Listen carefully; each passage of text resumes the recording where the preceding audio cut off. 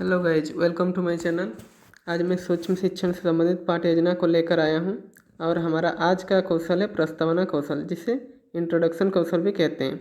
प्रस्तावना कौशल का क्या मतलब होता है, ये मैं थोड़ा सा आपको शॉर्ट में बता देता हूँ। मेरा सूक्ष्म शिक्षण विधि का जो हर वीडियो में बताता हूँ, क्योंकि बहुत कोई जो है नए नए जुड़ रहे हैं, तो उनको भी पता चलना चाहिए कि प्रस्तावना कौशल होता क्या है।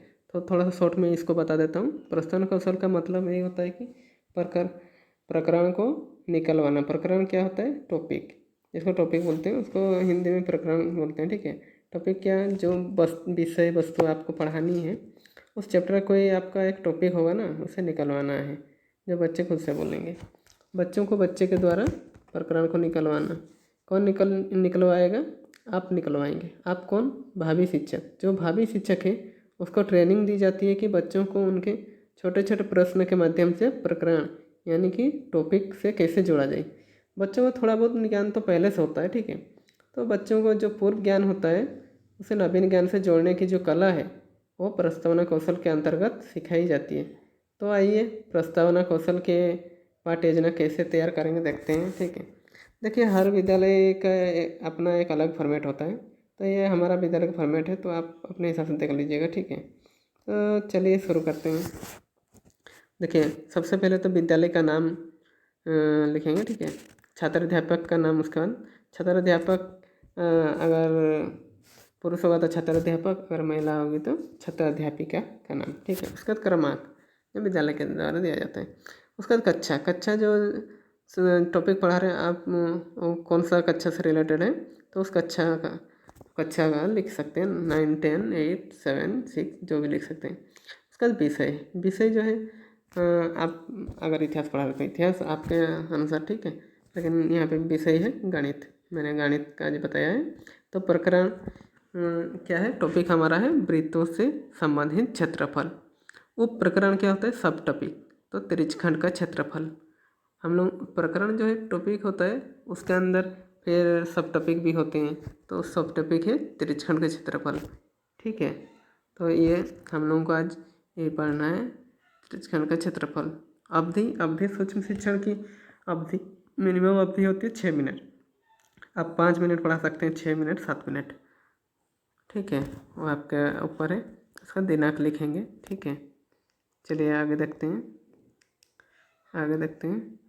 सामान्य उद्देश्य, जैसे कि मैंने बताया था, सामान्य उद्देश्य हर लेसन प्लान में इसी सामान्य उद्देश्य सेम होता है लगभग। ठीक है, देखिए जो छात्रों में गणित के प्रति रुचि उत्पन्न करना, छात्रों में तार्किक एवं चिंतन स्तर का विकास करना। ठीक है, छात्रों को गणित के नियमों से परिचित कराना, छात्रों द्वारा गणित का उपयोग दैनिक जीवन में कराना। ठीक है, तो देखते हैं विशिष्ट उद्देश्य, ये जो प्रकरण से रिलेटेड होता है। ठीक है, कक्षा समाप्ति के पश्चात छात्र जो है त्रिज्यखंड को परिभाषित करने में सक्षम होंगे, मतलब पढ़ाने के बाद। ठीक है, वो खुद समझ जाएंगे उस समय। उसका छात्र त्रिज्यखंड का सूत्र बताने में सक्षम होंगे, छात्र त्रिज्यखंड से संबंधित प्रश्न को हल करने में सक्षम होंगे। शिक्षण सामग्री क्या होता है?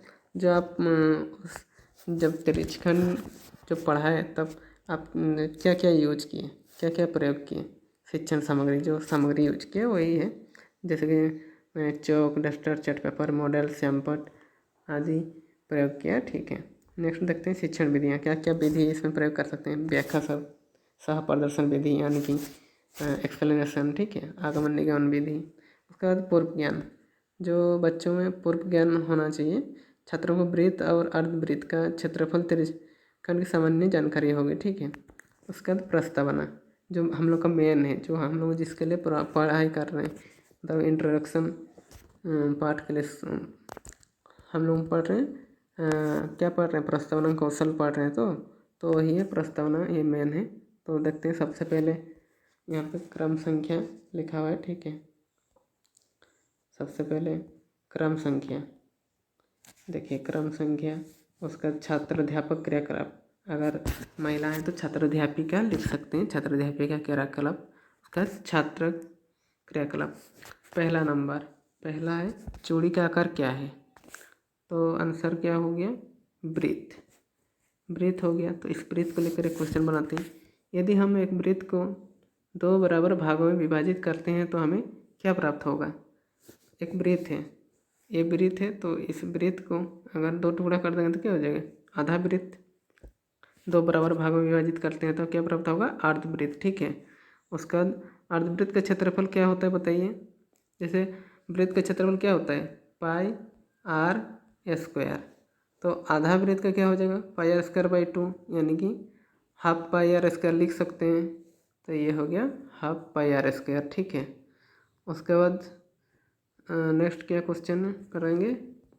नेक्स्ट क्वेश्चन है, इस छायांकित, ये जो छायांकित भाग है, छायांकित क्षेत्र की पहचान करें तो क्या है, 1 2 3 4, तो ये भाग खाली ये है। ठीक है, तो क्या हो जाएगा, वृत्त का, इसको क्या बोलेंगे, वृत्त का चतुर्थांश। ठीक है, इस छायांकित क्षेत्र का क्षेत्रफल क्या होगा, सिर्फ ये वाला भाग ही खाली जो है छायांकित किया गया है, तो क्या हो जाएगा, 1/4 पाई आर स्क्वायर होगा। ठीक है, 1/4 पाई आर स्क्वायर होगा। उसके बाद देखिए छठवां क्वेश्चन क्या है, छठवां क्वेश्चन है, इस छायांकित क्षेत्र की पहचान करें तो क्या है, छायांकित क्षेत्र की पहचान करने वाला तो क्या हो जाएगा, इसको क्या कहते हैं, त्रिज्यखंड, तो हम लोग लिखेंगे त्रिज्यखंड। उसके बाद क्या बोलेंगे, पाठ की घोषणा करते हुए क्या बोलेंगे, बच्चों आज हम लोग त्रिज्यखंड के क्षेत्रफल के बारे में विस्तार से चर्चा करेंगे। उसका शुरू करेंगे हम लोग पढ़ाने का। ठीक है, तो ये हो गया हम लोग का प्रस्तावना कौशल, इस तरह बनाया जाता है। अब देख लीजिएगा कैसा, ये थोड़ा सा समझ लीजिएगा। ठीक है, अगर मेरे चैनल को आप पसंद करते हो सब्सक्राइब कीजिए और नोटिफिकेशन बेल को ऑन कर दीजिए, ताकि और भी मैं लेसन प्लान जो शिक्षण विधि से संबंधित होगा तो आते रहेगा आपके पास। ठीक है।